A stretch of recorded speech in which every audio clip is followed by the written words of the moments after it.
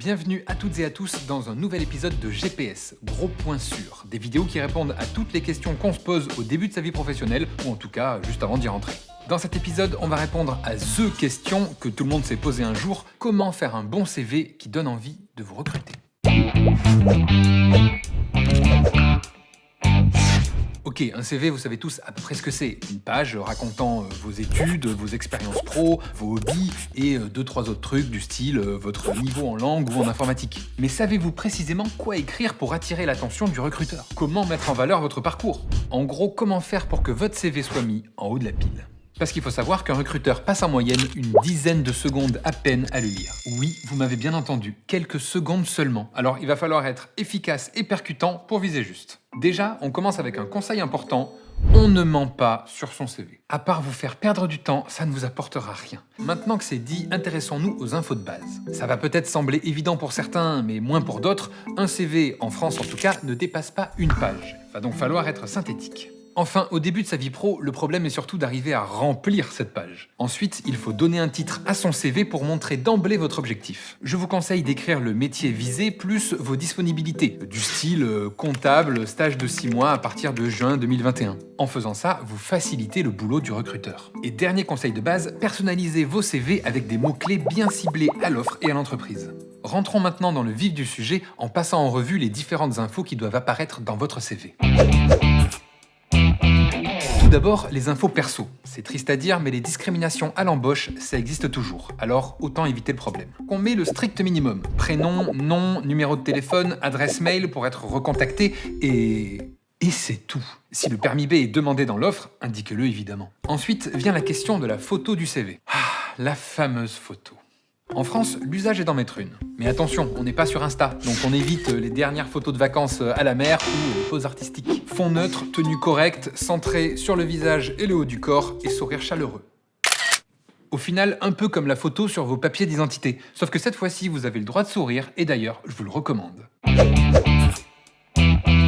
Après les présentations, il est temps de s'attaquer au gros morceau, la description de vos expériences pro. Et là, je vous vois vous demander qu'est-ce que vous allez bien pouvoir mettre. On est tous passés par là. Mais le recruteur se doute bien que si vous êtes jeune, vous n'avez pas beaucoup d'expérience professionnelle. Ce qu'il va regarder, c'est plutôt comment vous allez mettre en valeur ces expériences. Vos passions, vos jobs étudiants, jobs d'été, expériences associatives, etc., etc. Parce que toute expérience développe des compétences. Par exemple, avoir fait 5 ans de théâtre montre que vous exprimez bien à l'oral, que vous avez une certaine présence. Avoir fait du foot en compétition montre que vous avez l'esprit d'équipe, etc. En plus de vos expériences, vous pouvez aussi mentionner vos compétences dites non techniques. On appelle ça les soft skills.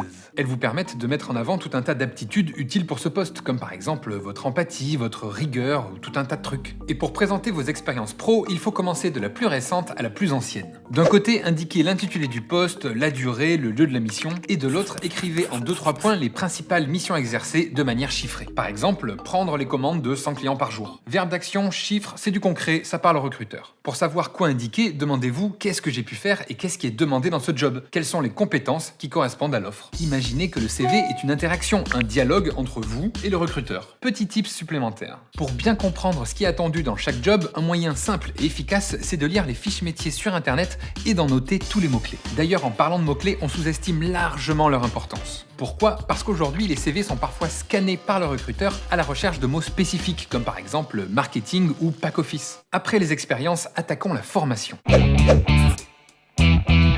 Là, pas de doute, vous savez quel parcours vous avez fait. Précisez le diplôme passé avec la date d'obtention, le lieu et le nom de l'établissement, la spécialité et pourquoi pas la mention obtenue. Et si vous manquez de place, vous pouvez réaliser une frise chronologique, comme dans vos cours d'histoire. Ça prend moins de place et en plus de ça, c'est marrant. Continuons dans les catégories du CV avec les langues. Do you speak English, Brian? Yes, of course. Tout le monde se prétend bilingue, alors le must c'est d'afficher un test de niveau dont vous pourrez indiquer le score sur votre CV. Pour l'informatique, c'est moins facile de passer un test, même si on utilise tous son PC tous les jours. Vous pouvez préciser votre niveau en faisant un trait avec un point situé plus ou moins à gauche ou à droite selon votre expertise. Bon, allez, je vous donne quelques petits tips supplémentaires. Ajoutez un lien vers votre réseau social professionnel. Vous êtes bien présent sur ce réseau que je ne nommerai pas, hein. Le recruteur pourra en apprendre plus, comme lire des recommandations sur vous ou voir quels sont vos contacts en commun par exemple. Deuxième tips, relisez-vous. Non mais c'est un vrai conseil, pas une seule faute d'orthographe ne doit traîner sur votre CV. Passons maintenant à la forme. Si Si vous galérez sur la mise en forme, il existe une solution bien pratique, les logiciels gratuits de mise en page. En quelques clics, vous choisissez votre modèle, remplissez les catégories et bingo, vous avez un CV qui a l'impression de tout droit sortir de chez Designer. Être original, c'est bien, mais attention à ne pas en faire trop. Faut que ce soit adapté au métier et au secteur que vous visez quand même. On n'attendra pas la même originalité d'un graphiste que d'un comptable. Et je n'ai rien contre les comptables. Dans tous les cas, il n'y a qu'une seule chose à retenir, c'est la clarté. Les rubriques doivent être aérées et facilement identifiables. Ah, et évitez de mélanger 18 couleurs en même temps. Ça ne rendra jamais bien, et tout ce que vous arriverez à faire, c'est de donner une crise d'épilepsie au recruteur. Si vous voulez ajouter de la couleur, prenez-en une, ça suffit. Allez, quelques derniers petits conseils pour faire la différence. Pensez à enregistrer votre CV sous format PDF, sinon il sortira en vrac sur l'écran du recruteur. Réfléchissez à comment vous allez nommer votre CV. Il est d'usage de préciser son nom et prénom au minimum, ainsi que le poste et l'entreprise visée ou la référence de l'offre. Vérifiez régulièrement vos spams ou courriers indésirables. Ce serait dommage de passer à côté d'une réponse positive. Relancez le recruteur au bout de 2 semaines, sauf si l'entreprise mentionne à quelle date vont être choisis les candidats ou si elle a précisé pas de relance évidemment.